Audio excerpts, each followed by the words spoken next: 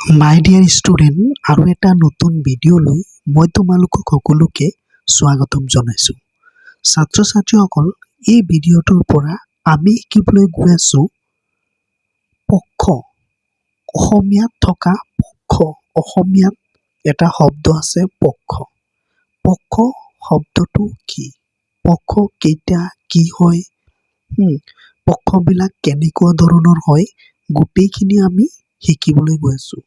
পক্ষৰ ওপৰত গোটেই ভিডিঅ'টো হ'বলৈ গৈ আছে, আৰু পক্ষৰ ওপৰত পক্ষক লৈ তোমালোকৰ কোনো ডাউট নাথাকিব এই ভিডিঅ'টো চোৱাৰ পিছত। তো চোৱা পক্ষ। তো 1 নম্বৰ কুৱেশ্যন আমাৰ মনলৈ আহিব পাৰে, পক্ষ কেইটা আৰু কি কি? পক্ষ কাক কয়? পক্ষ কেইটা, কি কি? তো চোৱা উত্তৰটো 1 নম্বৰ, পক্ষ কেইটা আৰু কি কি? পক্ষ হ'ল দুটা। পক্ষ কেইটা? দুটা। যেনে কৃষ্ণ পক্ষ আৰু শুক্ল পক্ষ। পক্ষ কেইটা? দুটা, কৃষ্ণ পক্ষ আৰু শুক্ল পক্ষ। এতিয়া কৃষ্ণ পক্ষ মানেনো কি, শুক্ল পক্ষ মানেনো কি, সেইটো আমি জানিব লাগিব। কৃষ্ণ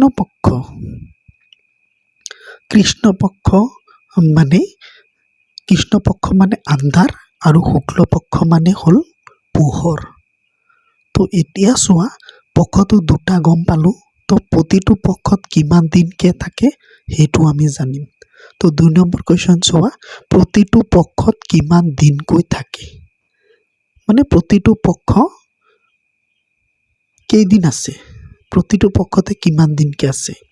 তো চোৱা, প্ৰতিটো পক্ষত 15 দিনকৈ থাকে। পক্ষ দুটা, মানে প্ৰতিটো মাহতে পক্ষবিলাক আহে, আৰু পক্ষ দুটাই হয়, কৃষ্ণ পক্ষ আৰু শুক্ল পক্ষ। তো এমাহত আমি জানো 30 দিন। তো দুটা পক্ষ, তাৰমানে প্ৰতিটো পক্ষত 15 দিনকৈ হয়। প্ৰতিটো পক্ষত কিমান দিনকৈ থাকে? প্ৰতিটো পক্ষত 15 দিনকৈ থাকে। এতিয়া আমি জানিম কৃষ্ণ পক্ষ বুলিলে কি বুজা। পক্ষ পালোঁ দুটা। তো 30 দিনক লৈ, 30 দিনত যিবিলাক সময়সীমা থাকে, দিন থাকে, তো সেইবিলাক গোটেইবিলাককে লৈ পক্ষ বুলি কোৱা হয়। আৰু পক্ষ কেইটা পালোঁ? দুটা পালোঁ। পক্ষ কি কি? সেই দুটা, কৃষ্ণ পক্ষ আৰু শুক্ল পক্ষ। তো এতিয়া আমি জানিব লাগে কৃষ্ণ পক্ষ মানে কি। তো চোৱা, কৃষ্ণ পক্ষ মানে হ'ল আন্ধাৰ। কৃষ্ণ পক্ষ মানে কি? আন্ধাৰ। পূৰ্ণিমাৰ পাছত যি 15 দিন থাকে তাকে কৃষ্ণ পক্ষ বোলে। তো পূৰ্ণিমাৰ পিছত লাহে লাহে কি হ'বলৈ ধৰে? পিছদিনাৰ পৰা অকণমান এন্ধাৰ হ'বলৈ ধৰে, মানে যোনটো বেছি সময়লৈকে নাথাকে, অকণমানকৈ লাহে লাহে আন্ধাৰ হ'বলৈ ধৰে।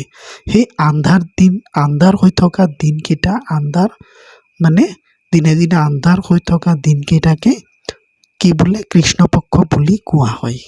ঠিক আছে। তো আৰু এটা কুৱেশ্যন, সেইটো হ'ল শুক্ল পক্ষ বুলিলে কি বুজা। শুক্ল পক্ষ মানে কি? শুক্ল পক্ষ মানে হ'ল পোহৰ। অমাৱস্যাৰ পাছত যি 15 দিন থাকে তাকে শুক্ল পক্ষ বুলি কোৱা হয়। মানে অমাৱস্যাৰ পিছত যিবিলাক দিন আহে, মানে পিছদিনাৰ পৰা কি হয়, লাহে লাহে জোনটো জন্ম হয়, আৰু জোনটো জন্ম হোৱাৰ পিছত লাহে লাহে অলপ অলপকৈ পোহৰ হৈ থাকে, পোহৰটো অলপ অলপকৈ বাঢ়ি থাকে।